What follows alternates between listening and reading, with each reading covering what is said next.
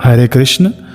मैं अपने शास्त्रों की बात आप तक पहुंचाने आया हूं। बहुत ही इम्पोर्टेंट दिन है 5 नवंबर।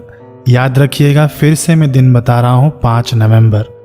देखिए, इस दिन विनायक चतुर्थी है और मंगलवारी चतुर्थी भी है।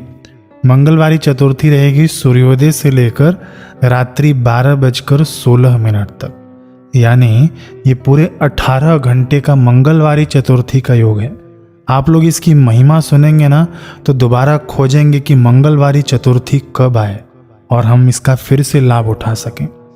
भविष्य पुराण में सुमंतु मुनि कहते हैं कि शुक्ल पक्षे चतुर्थ्याम विधिनाने न पूजयेत तस्य सिद्ध्यति निर्विघ्नं सर्वकर्म न संशयः।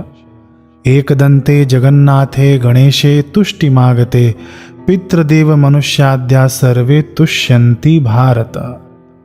इसका अर्थ सुनिए कि शुक्ल पक्ष की चतुर्थी को, यानी विनायक चतुर्थी को उपवास कर जो भगवान गणेश जी का पूजन करता है उसके सभी कार्य सिद्ध हो जाते हैं और सभी अनिष्ट दूर हो जाते हैं। श्री गणेश जी के अनुकूल होने से सभी जगत अनुकूल हो जाता है। जिस पर एकदंत भगवान गणपति संतुष्ट होते हैं उस पर देवता, पितर, मनुष्य आदि सभी देव प्रसन्न रहते हैं। ये विनायक चतुर्थी की हमने महिमा सुनी है। अथर्वशीर्ष में भी ये प्रार्थना आती है, यो दुर्वा अंकुरैर यजति। ये इसका अर्थ है कि जो दुर्वा अंकुर के द्वारा भगवान गणपति का पूजन करता है वह समय पाकर कुबेर के समान धनी हो जाता है। दुर्वा अंकुर यानी दुर्वा के आगे के हिस्से को कहते हैं।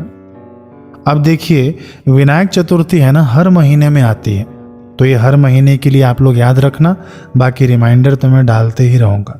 अग्नि पुराण की बात सुनिए।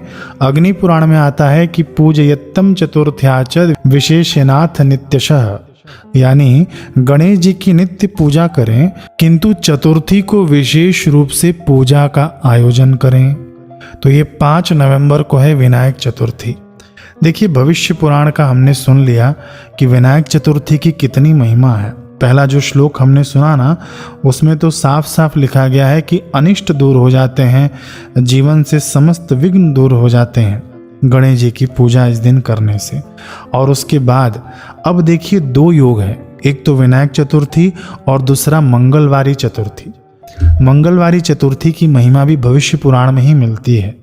उसके अंदर आता है कि किसी भी महीने को भौमवार युक्त शुक्ला चतुर्थी को सुखा कहते हैं। शुक्ला चतुर्थी भौमवार युक्त, इसी को मंगलवारी चतुर्थी कहते हैं। भौमवार, भौम किसको कहते हैं? मंगल देवता को। भौमवार यानी मंगलवार, और शुक्ला चतुर्थी यानी यही शुक्ल पक्ष की चतुर्थी। ये समझ गए आप लोग? यानी मंगलवारी चतुर्थी को सुखा कहते हैं। सुखा नाम से ही पता चलेगा कि ये समस्त सुख देने वाली चतुर्थी है। इसके अंदर भगवान वेद व्यास जी बता रहे हैं कि यह व्रत स्त्रियों को सौभाग्य, उत्तम रूप और सुख देने वाला है। भगवान शंकर एवं माता पार्वती के संयुक्त तेज से भूमि द्वारा रक्त वर्ण के मंगल की उत्पत्ति हुई। भूमि का पुत्र होने से यह भौम कहलाया और रक्त आदि नामों से प्रसिद्ध हुआ, यानी लाल कलर के हुए ना, इसीलिए इनको रक्त कहा गया, इनको अंगारक कहा गया, है ना, इसीलिए इनको भौमवार भी कहा गया, मंगलवार भी कहा गया। जो पुरुष अथवा स्त्री भौमवार युक्त शुक्ला चतुर्थी को उपवास करके भक्ति पूर्वक प्रथम गणेश जी का, उसके बाद रक्त चंदन, रक्त पुष्प आदि से मंगल देवता का पूजन करते हैं, उन्हें सौभाग्य और उत्तम रूप संपत्ति की प्राप्ति होती है। इतनी महिमा है मंगलवारी चतुर्थी की।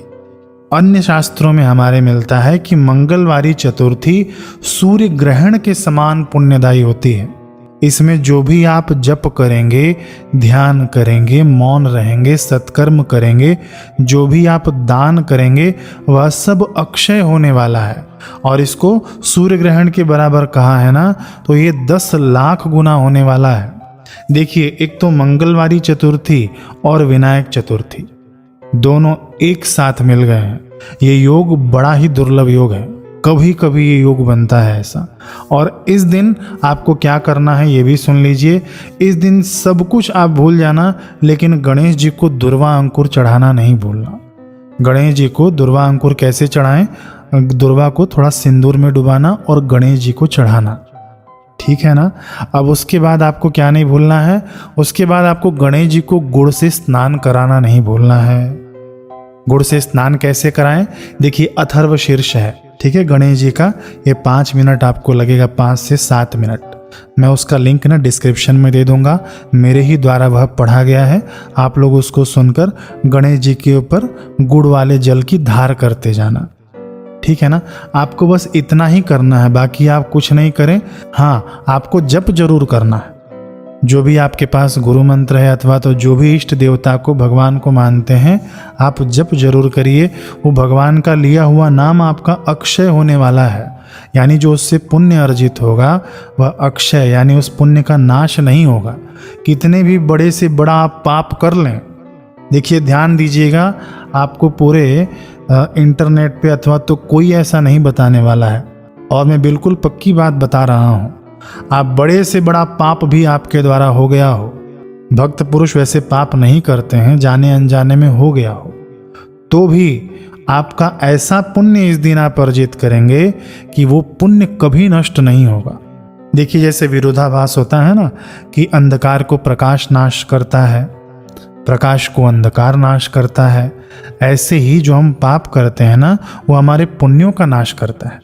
जैसे हम स्वर्ग लोक में चले गए, स्वर्ग लोक में जैसे ही हमारा पुण्य का बैलेंस खत्म हुआ, हमको वहाँ से गिरा दिया जाता है।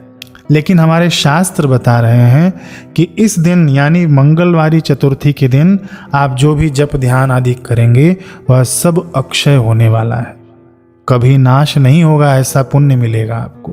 तो दान जरूर करना, जप जरूर करना, सेवा जरूर करना, और गणेश जी को दुर्वा अंकुर के द्वारा पूजित जरूर करना, और गुड़ मिश्रित जल से स्नान जरूर करवाना। स्नान कैसे करवाना है? अथर्व शीर्ष के द्वारा, ठीक है। आप लोग इतना समझ गए होंगे। वीडियो थोड़ी लेट आई है, लेकिन ये वीडियो आप सभी तक पहुँचे, आप ये भी सेवा कार्य खोज लेना।